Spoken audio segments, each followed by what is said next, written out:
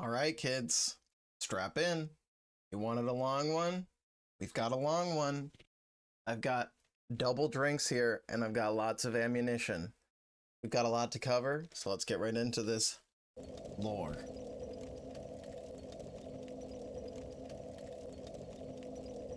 In my first ever lore video, we examined Miquella's many hard rods and what they might reveal to us about the Elden Ring DLC. However, I would like to analyze one of those swords in closer detail. That sword is the Miquellan Knight Sword. It reads as follows. Sword forged by servants of Miquella of the Haligtree, with a design modeled after those carried by Carian knights. Instead of glintstone, however, amber from the Haligtree is embedded within the blade. A sumptuous piece, yet it has never been offered to any knight. An ill-starred sword with no master. Already there's a lot to unpack there, but we're going to skip the description for now because I actually would like to talk about where it is found. The Souls series is famous for its use of environmental storytelling, and this sword is no exception, as it can be found at the top of a bell tower, one of the most reused and consistent symbols in the Souls series. Welcome, honored guest, to Lore Alert Episode 4. My name is Saint Trina, and today I will be your lore guide. If you would like to support my slow descent into madness, please consider donating to my Patreon, linked in the description, and liking this video, as it helps the channel grow a lot. Before we begin, however, one quick announcement. My partner, Hyacinth, and I are working on a new 3D RPG game. Come check it out on my Patreon or my brand new game dev blog, both linked below. This video is part 2 of my analysis and predictions for the upcoming Elden Ring DLC. If you would like to catch up with part 1, it is linked in the description and the card above, but I have designed these episodes to mostly stand on their own. So don't worry if you are a newcomer. With all that out of the way, let's get right into Lore Alert 04, DLC Read Search Part 2. I was playing Elden Ring. This is true. I was playing the game Elden Ring, and I saw it with my own eyes. This is true. I saw a lore alert. I saw a lore alert. It was tremendous. Today we are going to examine many reused symbols in the Souls series that I believe have relevance for the Elden Ring DLC. Let's start by simply noting that in addition to bells, candles are a central image in Haligtree iconography. All of these shots are within steps of the prayer room, one of the most holy Miquella-related sites in game. Note the upside-down skulls on the screenshot of this basin. First pointed out to me by Emily is the Pants on Twitter, this is one of a few hints at Miquella's connection to the other side, which we will loop back to much later in the video. Before we can discuss death, however, we need to lay the foundation for this extended metaphor that has spanned the entire Souls Ekiro Born Ring canon. As we go, take note of how often these visual motifs also appear. Each of them is closely tied to Miquella and or Godwyn and Ranni. They are the sea, death, bells, spirits, and as an honorable mention, heresy.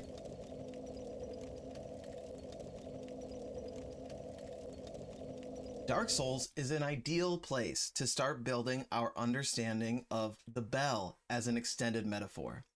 Consider first the Witch Tree Bell Vine from Dark Souls 2, described by some as the only good Dark Souls. Witch Tree Bell Vine. Most clerics who are stripped of their status are good-for-nothings, but among them are powerful spellcasters who represent real threats to the establishment. This description is written from the perspective of a faction that is already in power that does not want to acknowledge the power of a minority group.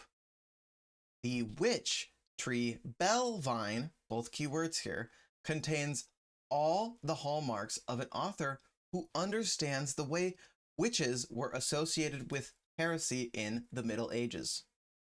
Women were feared by Catholic authorities of the day, and thus were executed en masse to suppress the fears of those in power.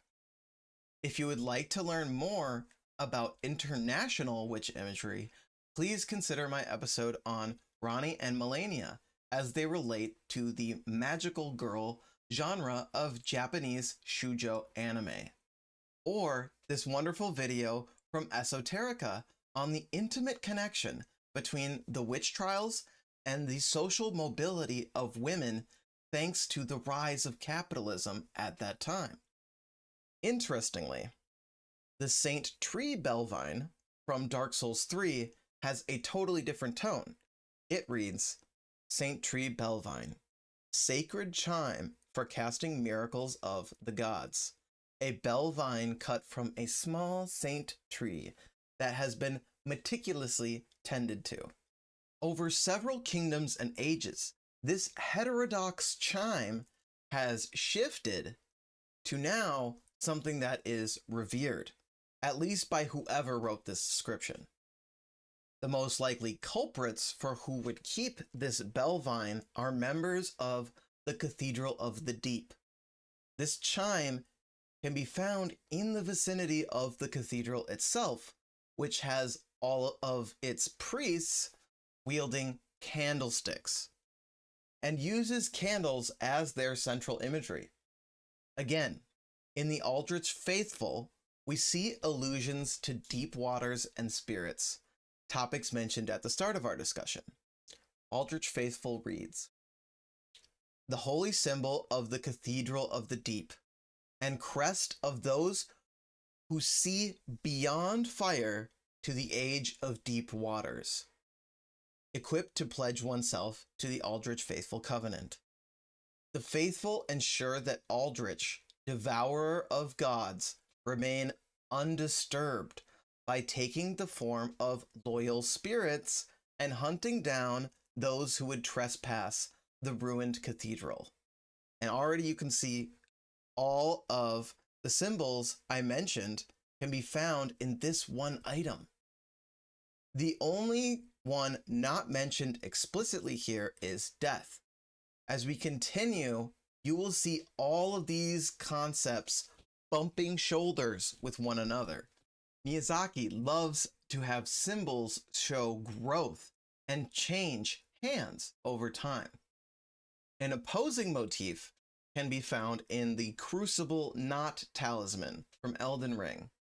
Unlike the bell vine, which was initially a witch's symbol, later reabsorbed by the church, this one began as revered, but over time became reviled. If you would like to learn more about knots as a symbol in Elden Ring, please consider my video on that very topic. Linked, as always, in the description and in the card above. We could talk about this motif in the Dark Souls canon alone for hours. So, for now, let's look at a couple of items that strengthen these connections before we move on to other games. The Great Deep Soul and Human Dregs items round out the deep sea connections with the Cathedral of the Deep. They read, Human Dregs.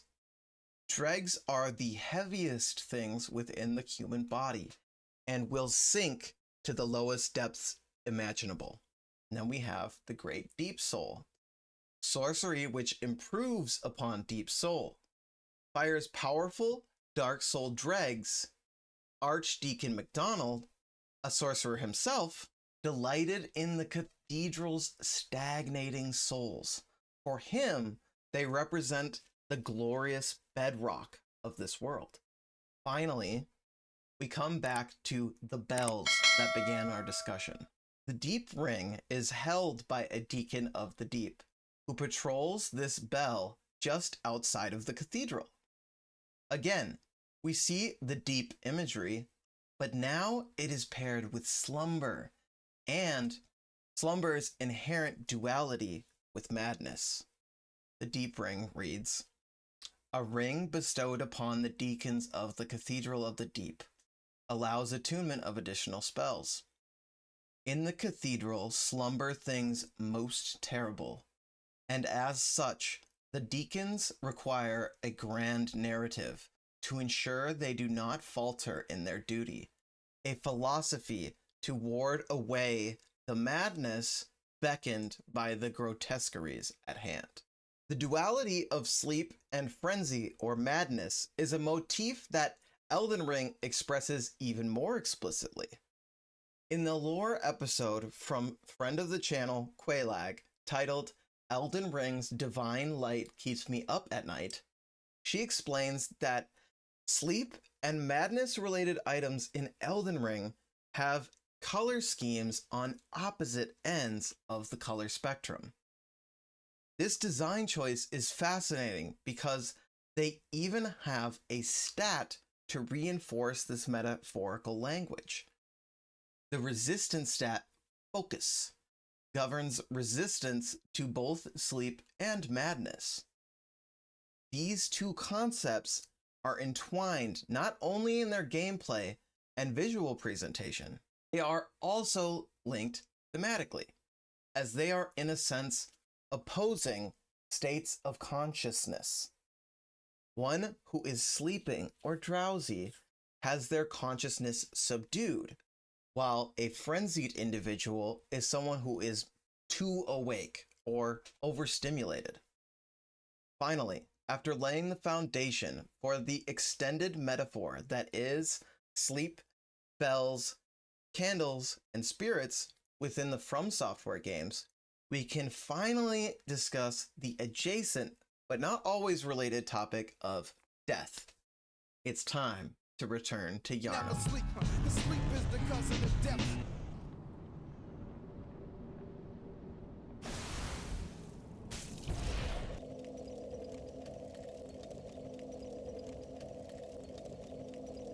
If Elden Ring fleshes out the metaphorical connections between frenzy and sleep, then Bloodborne does the same for bells and candles guiding spirits.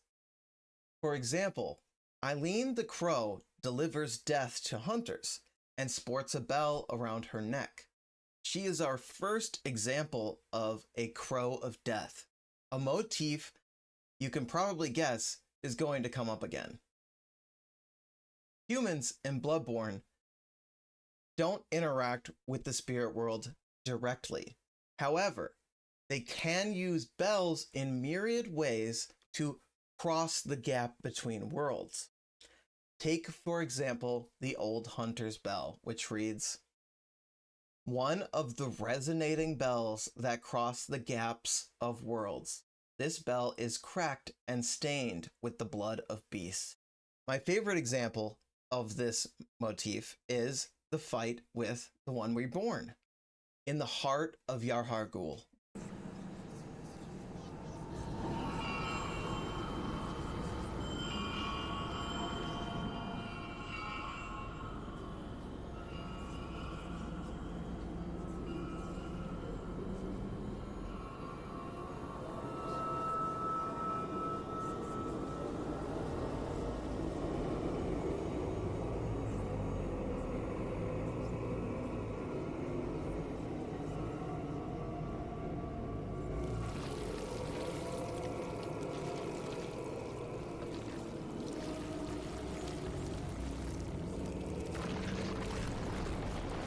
As you enter the arena, witches use their combined resonance to summon an amalgamation of dead villagers, which is a slight speculation on my part. Bells have resonance, and that resonance can be heard in both the real world and the spirit world. That is where messengers come into play.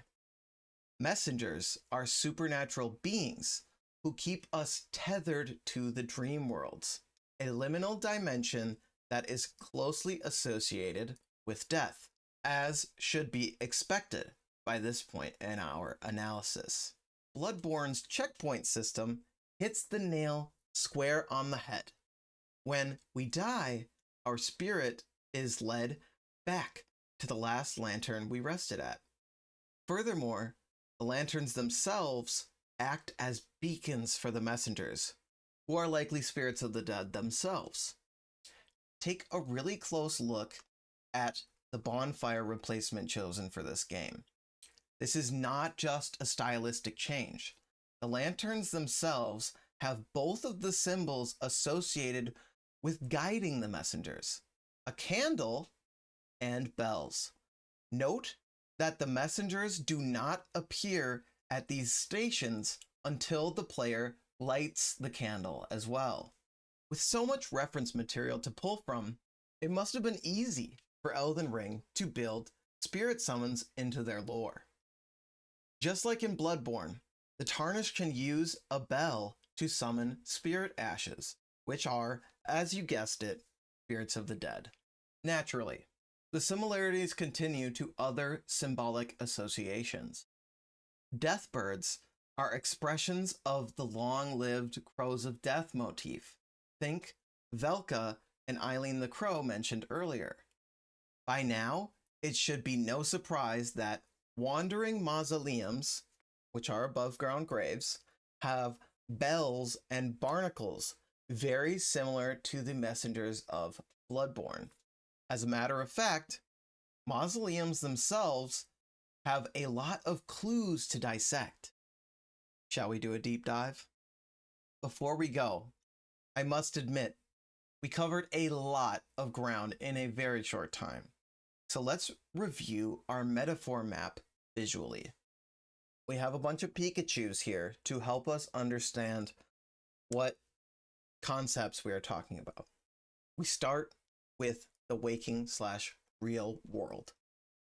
It exists on its own, but on top of it, almost superimposed upon it, is the spirit world.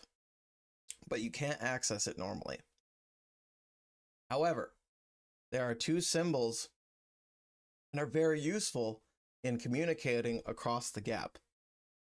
We have candles that guide spirits, and then we have bells that call forth spirits. These two symbols help spirits cross the gap and are often found together. So that's how we can interact with the spirits while we're living. However, there are a couple ways for us to get to the spirit world, or get closer to it at least, and these are states of consciousness. These are, of course, death and sleep. 'Cause sleep is the cousin of death. These are two symbols that are often found together, and they can help the person get closer to the spirit realm. Jumping over to the right side of our metaphor map, we have Elden Ring specifically. They have a special color coding for sleep and frenzy. Sleep uses purple, frenzy uses yellow. These are opposing states of consciousness, and that is why they get opposing colors on the color wheel. I know that was a lot to intake. I encourage you to pause this and just kind of absorb it. And when you're ready, let's come back and continue on with our actual predictions.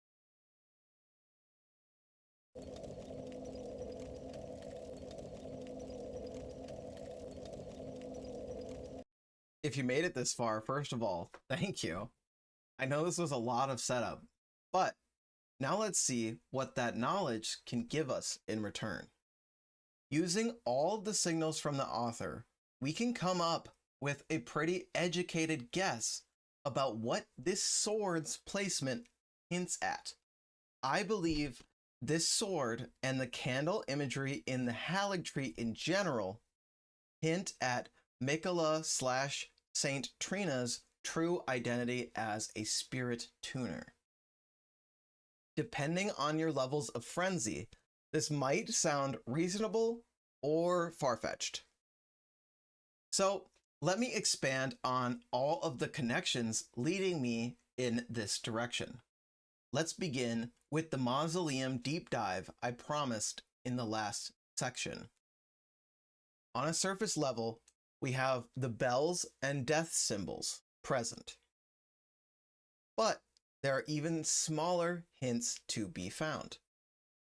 Take first the main relief, which likely depicts the eclipse itself. As a reminder, Miquella and Godwyn are stated as trying to bring about the eclipse so that Godwyn may return to his soulless body. This particular mausoleum is my favorite because the Tombsward Catacombs can be found just east of this good boy. Let's read the two items that can be found in this cave. The Eclipse Crest Heater Shield says, the sun in eclipse is said to be the symbol of the wandering mausoleum, where the soulless demigods slumber. And then we move over to Lutel the Headless, spirit of a headless knight who leads the mausoleum's soldiers, wields a lance enrobed in death and hurls spectral lances at foes.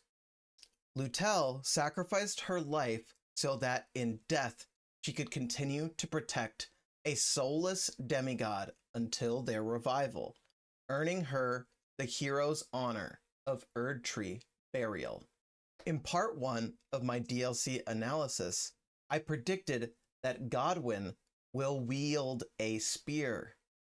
Lutel, the leader of an order of knights sworn to guard him while he slumbers, predictably wields a spear herself. The reason sleep keeps coming up, however, is because another character is deeply related to the eclipse that isn't often mentioned. That is yours truly, Saint Trina. Take a close look at the entrance archway. It depicts a lily, specifically uses the exact same asset as the hilt of the Sword of Saint Trina. As another reminder, Saint Trina is intensely connected with sleep. Consider two of her main items, the Fever's Cookbook and Trina's Lily. They contain all of the hallmarks of sleep that we have been discussing and includes references to purple and to frenzy. Saint Trina's connection to this metaphor map is undeniable in my opinion. However, her status as a spirit tuner specifically is more speculative. Our final task is then to lay out these connections directly.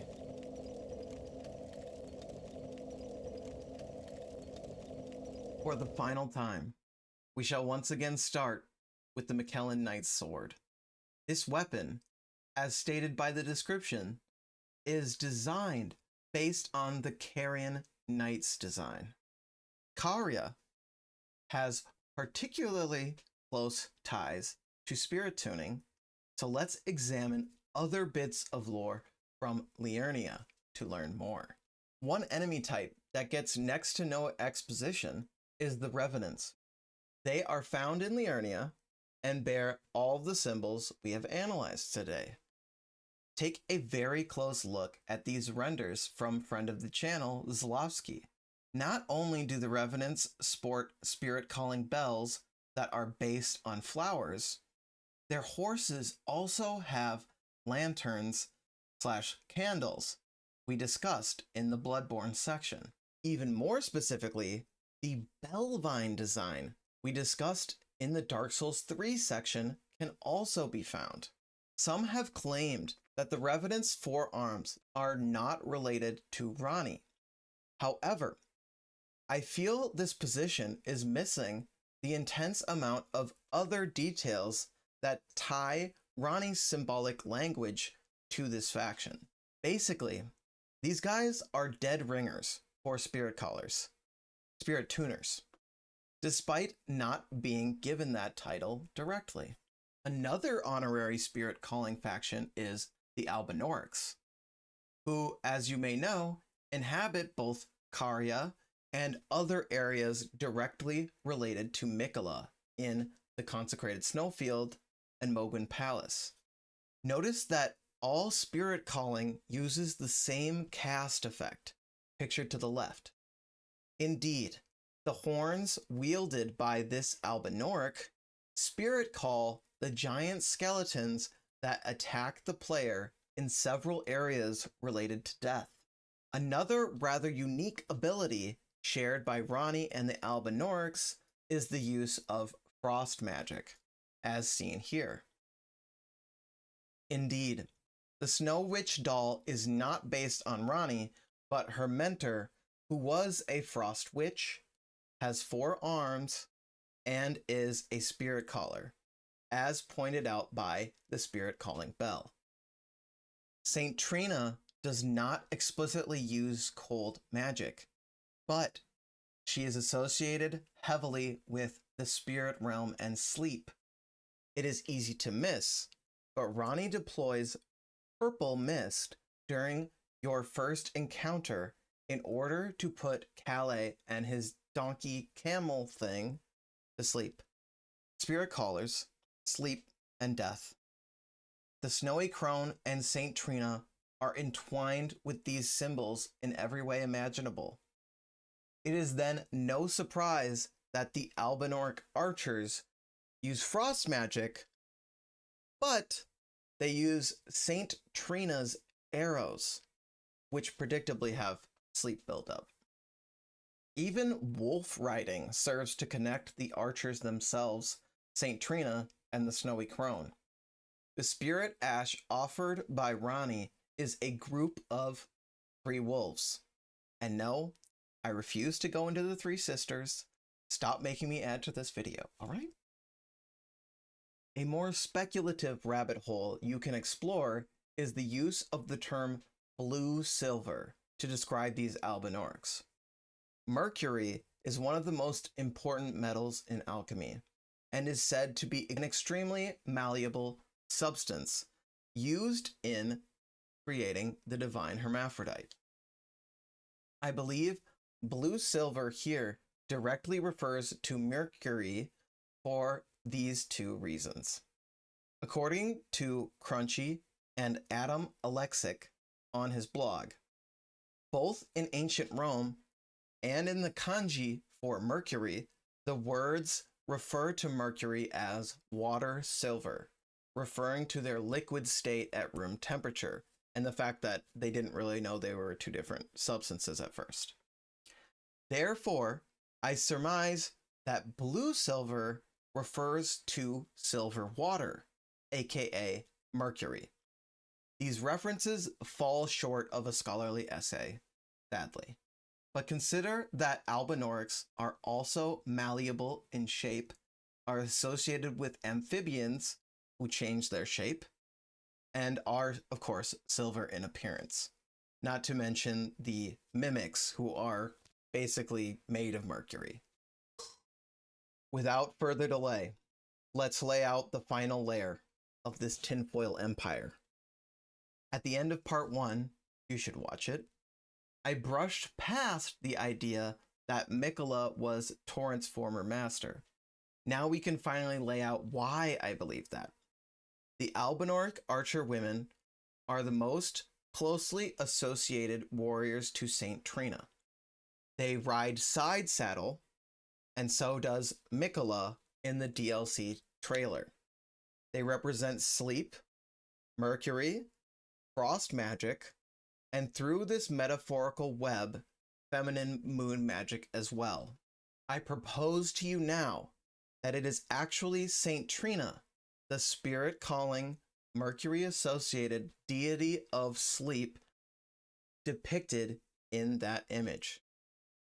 Trina is said to appear to some as a boy and others as a woman in their dreams.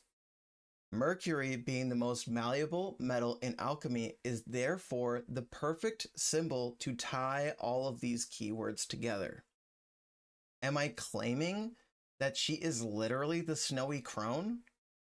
Well, I'm not saying she's not the snowy crone. Alright, I swear, I'm done now. No more insanity. Except, you should check out these screenshots from Zlovsky and these ones from the Eternal City. Wow, what a marathon. Thank you so much for being here. I hope if you like this content, you choose to subscribe and stick around, because we have even more videos about the DLC coming out. And then, of course, we'll have to analyze the real lore when it gets here. But before we all go, let me give you some credits while you search that recommended tab. First of all, I'd like to thank Qualag. I stole their emotes for my metaphor map. I hope they're not annoyed about that. They also have taught me so much about souls over the years. Hyacinth, my partner, who helps me on pretty much everything that I do in life. Really care about you, dear. Zlovsky from Twitter, who generously lets me use all of their renders, which are just gorgeous and filled to the brim with information. Emily is the pants for their research on the basin. Last Protagonist, Kick Six, The McFrenzy, Rancid Nanners, Calix Datura, Freaker Eyes, Shalir, and Hollow Scout, all of which came to my streams while I was working on this live and helped me put it all together. So thank you to everybody who comes here. I hope you had a good time, and thanks to everyone who helped me make this stream a reality.